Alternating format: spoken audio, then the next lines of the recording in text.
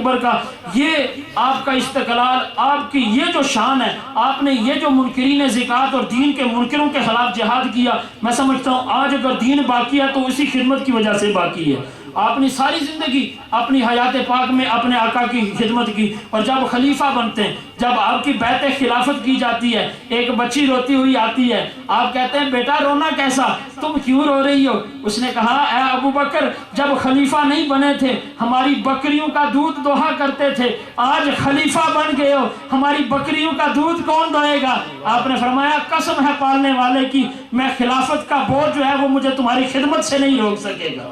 یہ خدمت کا، یہ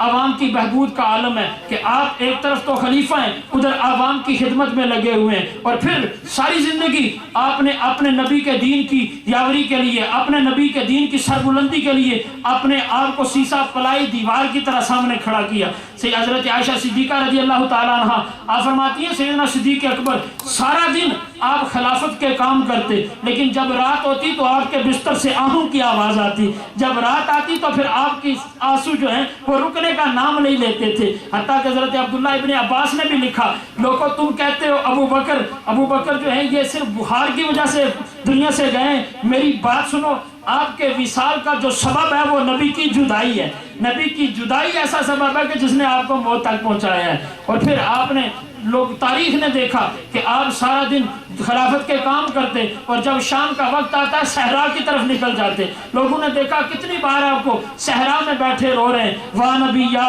واہ نبی یا، اپنے نبی کے کیف میں، اپنے نبی کی فرقت میں، اپنے نبی کی جدائی میں، لیکن دین کے کام میں آپ نے ذرا بھی تساہل سے کام نہ لیا۔ اور پھر جب آپ کے وصال کا وقت قریب آتا ہے، آپ بخار میں، اپنی بیماری میں، اور آپ کی جو علاج بھی جاری ہے، آپ نے سیدہ عائشہ سے پوچھا اے عائشہ آج دن کون سا ہے؟ عرض کی حضور آج سوموار کا دن ہے۔ آپ نے فرمایا شکر ہے مالک کا، میرے مالک نے مجھے دن بھی وہ عطا فرمایا جو میرے نبی کو عطا فرمایا تھا۔ اور پھر جب آپ کا وصال ہونے لگا، آپ فرمانے لگے اے عائشہ ایک جو میں نے کپڑے کا لباس جو پہنا ہوا ہے، ایک یہ رکھنا اور 2 کپڑے ساتھ اور ملا کر مجھے اس میں کفن دے دینا۔ حضرت عائشہ فرماتی ہے میں نے عرض کی بابا پرانا کپڑا کس لیے، آپ کو نئے کپڑے میں کفن دیں گے۔ آپ نے فرمایا نئے کپڑے پر تو زندوں کا زیادہ حق ہے، اور پھر میری بات سنو، اگر میں اپنے نبی کی بارگاہ میں ان کپڑوں سے قبول ہو جاؤں، یہ البدایہ والنہایہ کے الفاظ ہیں۔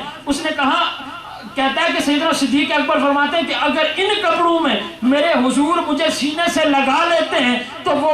نئے کپڑوں سے بہتر ہے، لیکن اگر نیا لباس پہن کے بھی میں اپنے محبوب کی بارگاہ میں اس طرح مقبول نہ ہو سکا تو پھر نئے کپڑے کی کیا ضرورت ہے۔ حضرت عمر رضی اللہ تعالیٰ عنہ فرماتے ہیں آپ کا وصال ہوا، آپ نے فرمایا لوگوں مجھے وصال سے پہلے جب میں فوت ہو جاؤں تو پھر مجھے اچھی طرح غسل دینا، لیکن جنت البقیع میں پہلے نہ لے کے جانا، پہلے مجھے پاک نبی کے دربار میں لے کے جانا، گنبد خضرا کے مکی کے پاس لے کے جانا، مجھے حجرہ عائشہ کے سامنے لے جانا، اور پھر جا کے کہنا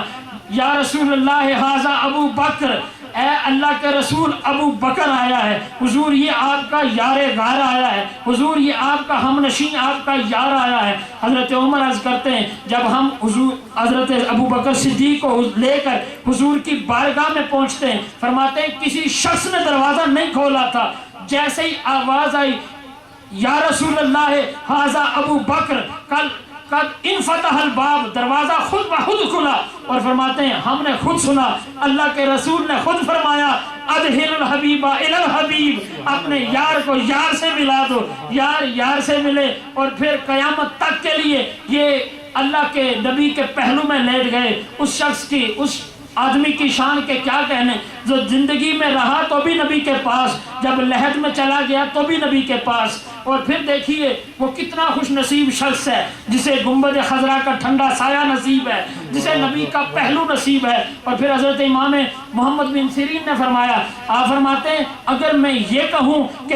ابو بکر کا خمیر بھی اسی مٹی سے بنا ہے جس سے نبی کا بنا ہے تو غلط نہ ہوگا، کیونکہ وہی مٹی جو نبی کے مزار میں ہے وہی نبی مٹی تو ابو بکر کو بھی ملی ملی ہے۔ اللہ رب العزت نے اپنے محبوب کی خدمت میں کے صلے میں سیدنا صدیق اکبر کو یہ شان عطا فرمائی، یہ عزت اور یہ مقام عطا فرمایا کہ وقت کے گزرنے نے آپ کے ذکر کو مٹایا نہیں ہے، بلکہ وَلَلْآخِرَةُ خَيْرٌ لَكَ مِنَ الْأُولَىٰ کا وعدہ پہلے سے زیادہ سچا ہوا۔ جہاں جہاں نبی کا نام چلتا گیا، جہاں جہاں نبی کا ذکر جاتا ہے، وہاں وہاں صدیق اکبر کی محبت کے چرچے بھی جاتے ہیں، وہاں سیدنا صدیق اکبر کی دوستی کی وفاؤں کی مثالیں بھی دی جاتی ہیں۔ خدا رحمت کند این عاشقان پاک تینت را اللہ رب العزت مجھے آپ سب کو اپنے پاک نبی کی محبت کی خیرات عطا فرمائے۔ اللہ رب العزت جو احباب دور و قریب سے قرب و جوار سے تشریف لائے، جن احباب نے اہتمام کیا، اللہ سب کے اہتمام کو، سب کی حاضری کو قبول و منظور فرمائے۔ وآخر دعوایا ان الحمدللہ رب العالمین۔